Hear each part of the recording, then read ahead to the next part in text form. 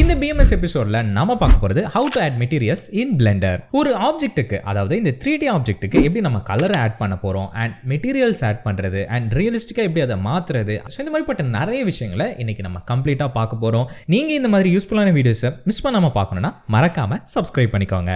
இன்னைக்கு நம்ம இந்த வுடன் பாக்ஸை தான் நம்ம அழகுபடுத்த போறோம். எப்படி பண்ணலான்னு இப்போ நான் ஒன்று உங்களுக்கு சொல்லித்தரேன். நீங்கள் மெட்டீரியல் அப்ளை பண்ணுறதுக்கு முன்னாடி நீங்கள் பண்ண வேண்டிய முதல் விஷயம் இந்த வியூ போட்ட மெட்டீரியல் ஷேடருக்கு தெரிகிற மாதிரி நம்ம மாற்றுறது தான். ஃபார் எக்ஸாம்பிள் இங்கே பார்த்தீங்கன்னா நிறைய ஆப்ஷன்ஸ் இருக்கும் இல்லையா. இது வந்து ஒயர் ஃப்ரேம் அண்ட் இது வந்து நார்மலான ஷேடர் அண்ட் இங்கே பார்த்தீங்கன்னா இதுதான் வியூ போர்ட் ஷேடிங்கை வந்து நமக்கு காமிக்கிறதுக்கான ஒரு ஆப்ஷன். ஸோ இதை நீங்கள் கிளிக் பண்ணிட்டீங்கன்னா தான் உங்களுக்கு வியூ போர்ட்டில் என்ன மெட்டீரியல் நீங்கள் அப்ளை பண்ணுறீங்கன்றது உங்களுக்கு தெரியும். இங்கே பார்த்தீங்கன்னா இது ஒயிட் மெட்டீரியல் இருக்குது, அதனால தான் இப்படி இருக்குது. அதே இது நீங்கள் இங்கே போயிட்டீங்கன்னா ஒரு மாதிரி உங்களுக்கு கிரே கலரில் இருக்கும், நார்மலாக நம்ம 3D ஆப்ஜெக்ட் இருக்கிற மாதிரி. ஓகேங்களா. அண்ட் அடுத்ததா இருக்கிறது பார்த்தீங்கன்னா நம்ம ஃபைனல் அவுட்புட் எப்படி இருக்க போகுது, ரெண்டடா எப்படி வரப்போகுது அப்படின்றத காமிக்கிறதுக்காக தான் இங்கே லைட் அண்ட் வந்து நம்ம மெட்டீரியல்ஸ் அப்ளை பண்ணாதனால தான் இங்கே பிளாக்காக இருக்குது. ஸோ அதை நம்ம இப்போ விட்டுடலாம். ஜஸ்ட் நம்ம இந்த மெட்டீரியல் ஷேடிங்க்கு மட்டும் நம்ம வச்சுக்கலாம். ஓகேங்களா. முதல்ல நம்ம பேசிக்காக கலர்ஸ் எப்படி ஆட் பண்ணுறதுன்னு தெரிஞ்சுக்கலாம். அப்புறமா நம்ம ஒன்று ஒன்றா போகலாம். ஓகேங்களா. ஸோ முதல்ல ஒரு கலர் ஆட் பண்ணுறதுக்கு ஒரு ஆப்ஜெக்ட்ஸை நம்ம செலக்ட் பண்ணிவிட்டு நம்ம பண்ண வேண்டியது இங்கே கீழே பார்த்தீங்கன்னா உங்களுக்கு இந்த மாதிரி ஒரு ஐகான் இருக்கும். அதுதான் மெட்டீரியல் ப்ராப்பர்ட்டிக்கான ஐகான். அதை நீங்கள் கிளிக் பண்ணிட்டீங்க அப்படின்னா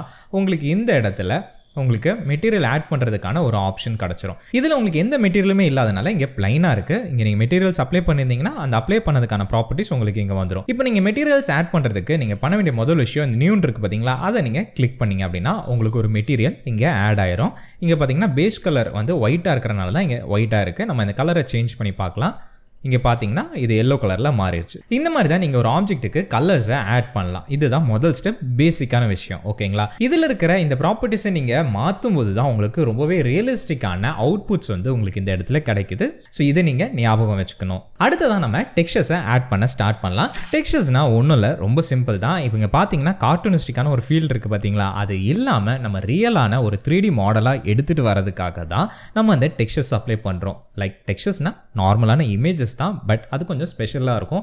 ஃபார் எக்ஸாம்பிள் அதில் வந்துட்டு உங்களுக்கு மேப்ஸ்ன்னு நிறைய வரும். அந்த கேட்டகரிஸ்லாம் இப்போ அதெல்லாம் என்ன யூஸ் இருக்குது அப்படின்றதையும் நான் உங்களுக்கு காமிச்சிடுறேன். முதல்ல நம்ம டெக்ஸ்சரை அப்ளை பண்ணலாம். அதுக்கு நான் இந்த மெட்டீரியல்ஸை ரிமூவ் பண்ணிடுறேன் 2 இடத்துல இருந்தும். அண்ட் புதுசாக ஒரு மெட்டீரியலை நான் ஆட் பண்ணிக்கிறேன். ஆட் பண்ணிவிட்டு இதை வந்து வுட் அப்படின்னு சொல்லி நான் கொடுத்துட்றேன். ஓகேங்களா. ஸோ இது வுட் மெட்டீரியல். இதில் தான் நம்ம வந்து இமேஜஸ் ஆட் பண்ண போகிறோம், அதாவது டெக்ஸ்சர்ஸ் ஆட் பண்ண போகிறோம். ஸோ முதல்ல பேஸ் கலர் அதை கிளிக் பண்ணிவிட்டு இமேஜ் டெக்ஸ்சர் இருக்கும், அதை நான் செலக்ட் பண்ணிக்கிறேன். செலக்ட் பண்ண உடனே இங்கே ஓப்பன் இருக்கும், அதை கிளிக் பண்ணிவிட்டு எனக்கு தேவையான டெக்ஸ்சர் எந்த இடத்துல இருக்குதோ அந்த இடத்துல போய் நான் அதை செலக்ட் பண்ணிக்க போகிறேன். போயிட்டு பேஸ் கலர் இருக்குது பார்த்தீங்களா, அதை நான் செலக்ட் பண்ணி ஓப்பன் இமேஜ் கொடுத்துக்கிறேன். இங்கே பாருங்கள், நம்மளுடைய நார்மல் வுட்டன் பாக்ஸ் கார்ட்டூனிஸ்டிக்காக இருந்தது, இப்போ ரியலான ஒரு வுட் பாக்ஸ் மாதிரி நமக்கு கிடச்சிருச்சு. ரொம்ப சிம்பிள். அடுத்ததாக நான் என்ன பண்ண போகிறேன்னா, இது இன்னும் கொஞ்சம் கூட ரியலிஸ்டிக்காக மாற்றுறதுக்காக நான் இதில் கொஞ்சம் விஷயங்களை ஆட் பண்ண போகிறேன். என்னென்னா நான் மேப்புன்னு சொல்லியிருந்தேன் இல்லையா, அதுதான் முதல்ல நான் ஆட் பண்ண போகிறது நார்மல் மேப். இந்த இடத்துல நார்மல் மேப் ஆட் பண்ணுறதுக்காக நம்ம ஷேட் எடிட்டருக்குள்ளே போனோங்க. இந்த ஷேடிங் லேஅவுட்டுக்குள்ளே முதல்ல போய்க்கலாம். போனோன்னா உங்களுக்கு இந்த லேஅவுட் வந்து கரெக்டாக ஃபார்ம் ஆயிரும். இங்கே பார்த்தீங்க அப்படின்னா நம்ம இமேஜ் ஆட் பண்ணியிருந்தோம் பார்த்தீங்களா, இங்கே மெயினான இமேஜ். ஸோ அந்த இமேஜ் வந்து நமக்கு இங்கே பேஸ் கலரில் ஆட் ஆகிருக்கு. இதே மாதிரி நம்ம இந்த நார்மல்லையும் நார்மல் மேப்பை ஆட் பண்ணணும். ரொம்ப சிம்பிள் தான்.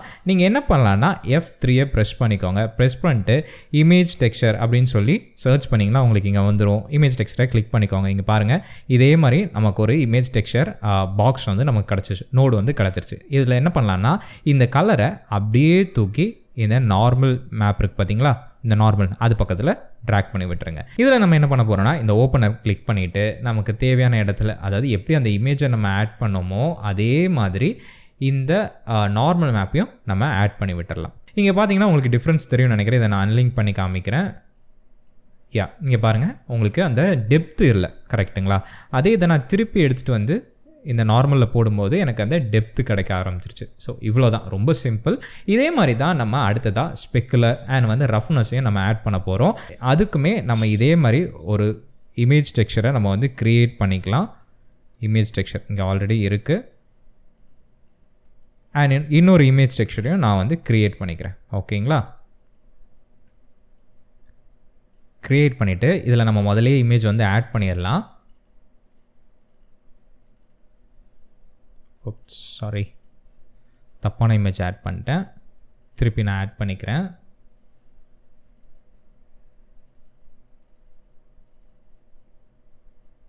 இதில் வந்து ஸ்பெக்குலரை வந்து ஆட் பண்ணிக்கலாம். அண்ட் இந்த இடத்துல வந்து நம்ம ரஃப்னஸை ஆட் பண்ணிக்க வேண்டியதுதான். ஓகே, இது ரஃப்னஸ்க்குள்ளது, இது ஸ்பெக்குலருக்குள்ளது. ஓகேங்களா? இந்த இடத்துல இப்போ நம்ம என்ன பண்ண போகிறோன்னா, இந்த ரஃப்னஸ் இருக்கு இல்லையா, முதல்ல அந்த ரஃப்னஸில் அதை வந்து பேரண்ட் பண்ணி விட்டுடலாம். அதாவது இந்த நோடு வந்து கனெக்ட் பண்ணி விட்டுடலாம். பார்த்திங்களா, உங்களுக்கு அந்த ரஃப்னஸ் ஃபீல் வந்து இன்னுமே கொஞ்சம் அழகாக தெரியுது. ஸோ ஒரு டெப்த்து கிடைக்கும் நமக்கு. அதே மாதிரி இந்த ஸ்பெக்குலரையும், இந்த ஸ்பெக்குலரில் இருக்குது பார்த்திங்களா, உள்ளே போயிட்டிங்கன்னா உங்களுக்கு ஐஓஆர் லெவல் இருக்கும். அதில் போய் நீங்கள் அப்படியே தூக்கி லிங்க் பண்ணி விட்டிங்கன்னா போதும், உங்களுக்கு இங்கே எல்லாமே பக்காவாக லிங்க் ஆயிடுச்சு. ஓகேங்களா? இதே மாதிரி தான் நம்ம இதே டெக்ஸ்சரையும் அதாவது இந்த பாக்ஸ்லேயும் நம்ம ஆட் பண்ணோம். அதுக்கு தான் நான் ஒரு ஆப்ஷன் சொல்லியிருந்தேன். அதாவது ஒரே மெட்டீரியலை எப்படி டிஃப்ரெண்ட்டான மெட்டீரியல்ஸுக்கு ஆட் பண்ணுறது, ஒரே மெட்டீரியலை எப்படி டிஃப்ரெண்ட்டான ஆப்ஜெக்ட்ஸ்க்கு ஆட் பண்ணுறது அப்படின்னா ரொம்ப சிம்பிள் தான். நீங்கள் என்ன பண்ணணும்னா, இதை நீங்கள் செலக்ட் பண்ணிக்கோங்க. செலக்ட் பண்ணிவிட்டு இந்த ஐக்கான் இருக்குது பார்த்தீங்களா, அதாவது மெட்டீரியல் ப்ராப்பர்ட்டிக்குள்ளே போய்ட்டு இந்த ஐக்கான் இருக்குல்லையா, இதை நீங்கள் கிளிக் பண்ணிட்டீங்க அப்படின்னா உங்களுக்கு இங்கே உட்டுன்னு, அதாவது நம்ம இதுக்கு உட்டுன்னு கொடுத்தோம் பார்த்தீங்களா, அதே மெட்டீரியல் அங்கே இருக்கும். அதை நீங்கள் கிளிக் பண்ணிட்டீங்க அப்படின்னா உங்களுக்கு இங்கே அப்ளை ஆயிரும். பார்த்தீங்களா, சூப்பராகவே ஒரு பாக்ஸை நம்ம வந்து ஆட் பண்ணிட்டோம். ஸோ இங்கே இருக்கிற ஆப்ஜெக்ட்ஸ்க்கு நம்ம கோல்டு மெட்டீரியலை ஆட் பண்ணிக்கலாம். அதுவுமே ரொம்ப ரொம்ப சிம்பிள் தான். மறுபடியும் நம்ம இப்போ லேஅவுட் பேனலுக்கு போயிடலாம்.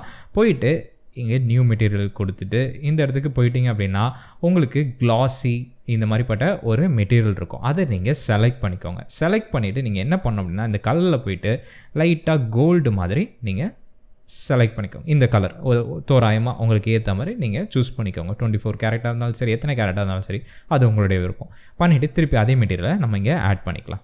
இப்போ நம்ம ஒரு சூப்பரான உடன் பாக்ஸை நம்ம ரெடி பண்ணிட்டோம். இங்கே பார்த்தீங்கன்னா உங்களுக்கு தெரியும். இதில் நம்ம இன்னும் கொஞ்சம் கூட லைட்டிங் அண்ட் இந்த ரெண்டர் இன்ஜின் எல்லாம் நம்ம சேஞ்ச் பண்ணும்போது ரொம்பவே அழகான ஒரு ரிசல்ட் கிடைக்கும். அதை நான் உங்களுக்காக இப்போ பண்ணி காமிக்கிறேன்.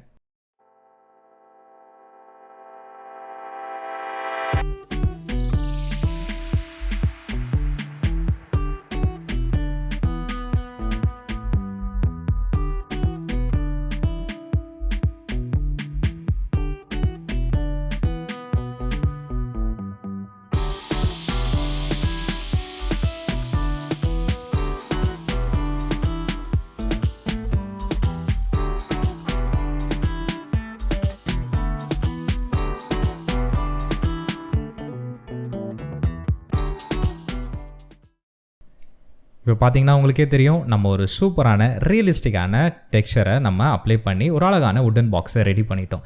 இது இருக்கட்டும், நான் இந்த வீடியோவில் சொன்ன மாதிரி உங்களுக்கு எப்படி டிஃப்ரெண்ட்டான டெக்ஸ்சர்ஸ் ஆட் பண்ணுறதுனோ அதையும் நான் உங்களுக்கு சொல்லி கொடுத்துட்றேன்.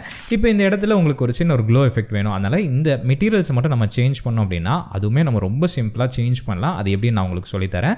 அதுக்கு நீங்கள் என்ன பண்ணால் எடிட் மோடுக்குள்ளே போய்க்கோங்க. எடிட் மோடுக்குள்ளே போயிட்டு இந்த மெட்டீரியல்ஸ் ஃபேஸ் நீங்கள் செலக்ட் பண்ணிக்கோங்க.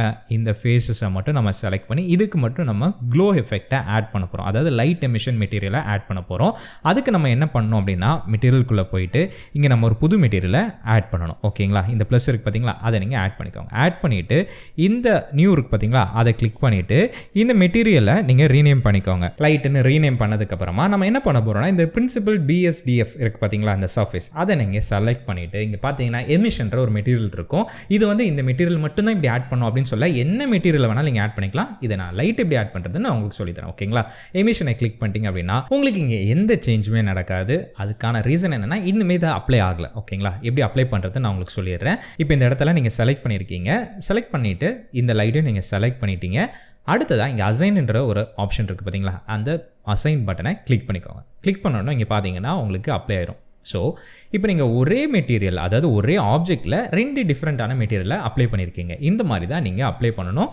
இதை நான் கொஞ்சம் உங்களுக்கு இன்னும் எக்ஸ்பிளைன் பண்ணணும் அப்படின்னா ரொம்பவே இது அழகாக நம்ம மாற்றலாம். இது நான் ஒரு 100 கொடுக்குறேன்.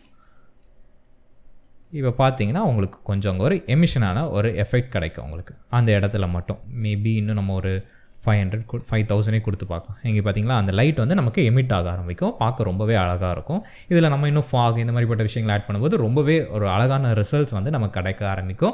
அந்த ஃபாகெல்லாம் பற்றி கண்டிப்பாக கூடிய சீக்கிரத்தில் இந்த சீரீஸில் வந்துக்கிட்டே இருக்குது. ஸோ மிஸ் பண்ணாமல் பாருங்கள். அண்ட் இப்போ உங்களுக்கு எப்படி ஒரு ஆப்ஜெக்டில் 3D ஆப்ஜெக்டில் கலர்ஸ் ஆட் பண்ணுறது அண்ட் அதில் ரியலிஸ்டிக்கான டெக்ஸ்சர்ஸ், அது மட்டும் இல்லாமல் இந்த மாதிரி மேப்ஸ்லாம் ஆட் பண்ணி எப்படி ஹைப்பர் ரியலிஸ்டிக்காக மாற்றுறது, அதே மாதிரி கிளாஸியான எலமெண்ட்ஸாக இருக்கட்டும், எமிஷன் அண்ட் ஒரே ஆப்ஜெக்ட் எப்படி டிஃப்ரெண்டான மெட்டீரியல்ஸ் ஆட் பண்ணுறது, ஸோ இந்த மாதிரிப்பட்ட நிறைய விஷயங்களை இந்த வீடியோவில் நம்ம பார்த்தோம். கண்டிப்பாக உங்களுக்கு ஹெல்ப்ஃபுல்லாக இருக்கும்னு நினைக்கிறேன். அண்ட் இதே மாதிரி நம்மளுடைய பிளெண்டர் மினி சீரீஸில் நாளைக்கு என்ன எபிசோட் வரப்போகுதுன்றதை மிஸ் பண்ணாமல் பார்க்க சப்ஸ்கிரைப் பண்ணி பெல் நோட்டிஃபிகேஷனை எனேபிள் பண்ணி வச்சுக்கோங்க. நாளைக்கு வீடியோவில் நான் உங்களை சந்திக்கிறேன். அடுத்த பதிவில் பேசுவோம். அதுவரை உங்கள் ஏபி.